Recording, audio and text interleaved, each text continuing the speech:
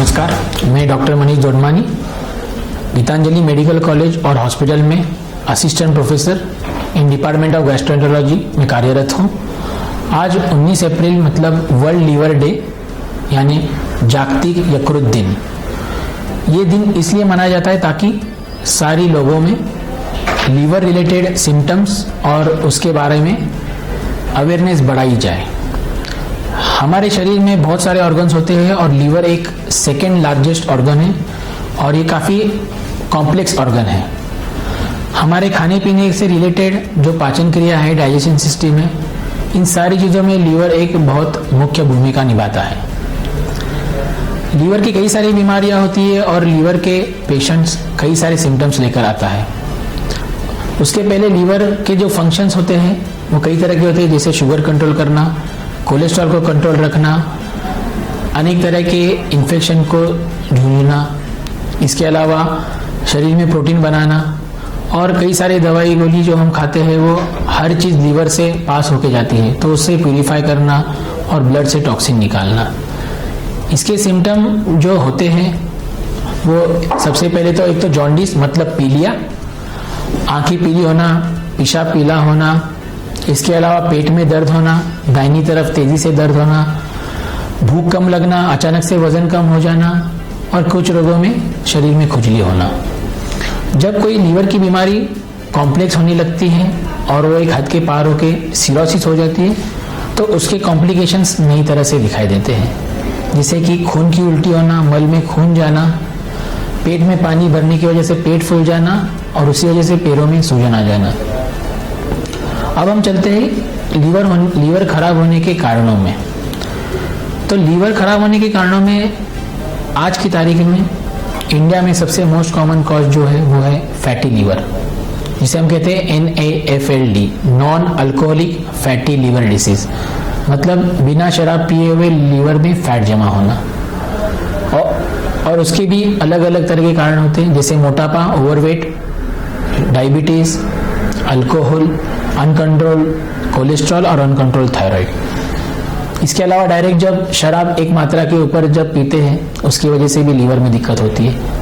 आप सोचते होंगे कि इतने सारे लोग शराब पीते हैं लेकिन हर लोगों में लीवर की समस्या नहीं होती है। तो यदि हम मानते हैं कि अगर 100 लोग शराब पी रहे थे तो उनमें से 15 से 20% लोगों में 8 से 10 साल या 15 साल के बाद लीवर में प्रॉब्लम होती है। किसी में जल्दी भी हो सकती है, किसी में बाद में भी हो सकती है, and that is just bad luck और गुड लक।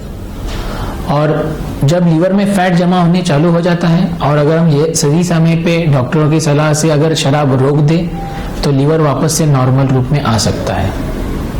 उसके बाद है वायरस के इन्फेक्शंस, जैसे हेपेटाइटिस बी है, हेपेटाइटिस सी। ये वायरस के इन्फेक्शन ब्लड थ्रू फैलते हैं, जैसे कि संबंध रखते हैं तब। इसके अलावा जब बचपन में या बहुत सालों पहले ब्लड ट्रांसफ्यूजन होगा उस वजह से, पहले के ज़माने में जब लोग हाथों पैरों पे नाम लिखा देते, टैटू करवा देते, तो एक सुई ही सारे इंसान को यूज़ करते थे, तो उससे भी हो सकता था। और इसके अलावा कुछ अलग तरीके के इन्फेक्शन और कुछ रेयर बीमारियां जैसे ऑटोइम्यून या फिर जेनेटिक बीमारियां। इसके बाद चलते हैं हम कि इसकी ट्रीटमेंट में हम क्या क्या कर सकते हैं। तो यदि मान लो कि अगर किसी को फैटी लीवर डायग्नोज हुआ है, और हालांकि ये मोस्टली इंसिडेंटल डायग्नोसिस होता है, मतलब किसी और चीज़ के लिए हम पेट की सोनोग्राफी करते हैं और तब पता चलता है लीवर में फैट जमा हुआ है, या फिर हम एवरी ईयर हम एनुअल चेकअप कराने जब जाते हैं, जब ब्लड की जांचें करते हैं, तब हम देखते हैं कि लीवर फंक्शन टेस्ट में कुछ एबनॉर्मल चीज़ें दिखाई दी गई है, और तब हम जब जाके सोनोग्राफी करते हैं। तो यदि मान लो कि किसी को फैटी लीवर है तो उसका जो कारण है उसे हमें ठीक करना है। जैसे अगर किसी को मोटापा की वजह से हो रहा है तो उसे वेट कम करना चाहिए। एवरेज आपका जो वेट है, ओवरवेट, उससे 7 से 10% आप वेट कम करिए। डेली 30 to 45 मिनट्स एक्सरसाइज करिए और धीरे धीरे करके लीवर आपका वापस नॉर्मल हो सकता है। इसके अलावा अगर शुगर की वजह से तो शुगर कंट्रोल करिए, थायराइड है तो थायराइड की दवाई रेगुलरली लिया जाए, अगर कोलेस्ट्रॉल है तो कोलेस्ट्रॉल की दवाई ली जाए। शराब के लिए मैंने कहा कि अगर शराब कारण है तो वो हम टाइम से अगर छोड़ते हैं तो लीवर वापस से नॉर्मल हो सकता है। और यदि आप एक लेवल के बाद अगर आके फिर लेवल शराब छोड़ेंगे तो उसके बाद लीवर नॉर्मल नहीं होगा। इसके बाद चलते हैं वायरस के इन्फेक्शन, जो हेपेटाइटिस बी और हेपेटाइटिस सी है। तो हालांकि कोई भी ऑपरेशन, मेजर ऑपरेशन के पहले हर हॉस्पिटल में ये रूटीन जांचें की जाती है, जिसमें हेपेटाइटिस बी, हेपेटाइटिस सी और HIV की जांच की जाती है। यदि मान लो किसी को ये पॉजिटिव आ गया तो हेपेटाइटिस बी और सी की दवाइयाँ अवेलेबल हैं, जो दवाई देने के बाद जैसे हेपेटाइटिस बी में हम उसे वायरस बढ़ने से रोक सकते हैं, आगे जाके उसकी जो कॉम्प्लिकेशन है जैसे सिरोसिस ऑफ लीवर है या लीवर के कैंसर है उसे हम रोक सकते हैं।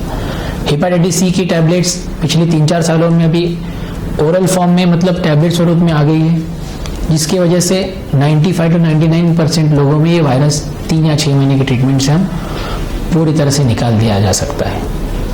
और इसके अलावा जो जेनेटिक और जो बाकी की बीमारियां हैं उसमें कुछ दवाइयाँ, कुछ स्टीरॉयड और ये सारी चीज़ें हैं।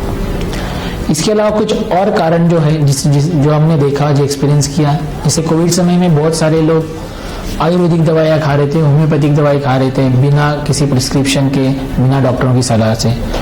कई लोग गिलोय जो आता था उसे उबाल कर पानी में घोल के पी रहे थे। तो हमने ये देखा है कि इस वजह से भी लीवर में प्रॉब्लम हो सकती है। कई सारे पेशेंट हमारे पास आए जिनको जॉन्डिस हो गया और सारी बाकी की टेस्ट निगेटिव थी, और जब हमने वापस पेशेंट को पूछा तब उन्होंने बताया कि हाँ, हम आयुर्वेदिक दवाई या गिलोय खा रहे थे। तो यही संदेश देना चाहता हूँ कि बिना डॉक्टर की प्रिस्क्रिप्शन के आप कोई भी दवाइयाँ ना खाएं, और अगर लीवर की दिक्कत है तो इवन आप पेन किलर भी जो होती है, कॉम्बिफ्लैम है, डाइक्लोफेनेक है, इस चीज़ों से भी लीवर में दिक्कत हो सकती है। और इन सब जब चीज़ें होती है और आगे का इनका एंड स्टेज होता है कई बार सिरोसिस के बाद लीवर कैंसर। बहुत सारे लोगों में लीवर कैंसर जो है एंड स्टेज में पता चलता है, क्योंकि इनिशियल उसके सिम्टम्स नहीं दिखाई दिए जाते। तो अगर हम लीवर कैंसर को सही समय में डायग्नोज कर ले फर्स्ट स्टेज में, तो उसकी ट्रीटमेंट सर्जरी के रूप में है या फिर लीवर ट्रांसप्लांट भी हो सकता है। मान लो अगर वो सेकेंड या थर्ड स्टेज में है तो उसे हम कीमो दे के छोटा कर सकते हैं और बाद में ऑपरेशन कर सकते हैं, और अगर लास्ट स्टेज है तो उसमें कुछ महीनों की ज़िंदगी बचती है। तो जाते जाते मैं ये कहूँगा कि लीवर हमारा बहुत इंपॉर्टेंट ऑर्गन है और सब लोग इसका ख्याल रखें, हमारी जीवन शैली अच्छी सी बना के रखें, धूम्रपान, एडिक्शन ये ना करें, और डेली 30 to 45 मिनट्स एक्सरसाइज करें। और किसी भी तरह के आपके सिम्टम्स आते हैं तो आप जल्दी से जाके गैस्ट्रोएंटरोलॉजिस्ट में दिखा सकते हैं या गीतांजलि आके सलाह ले सकते हैं। धन्यवाद।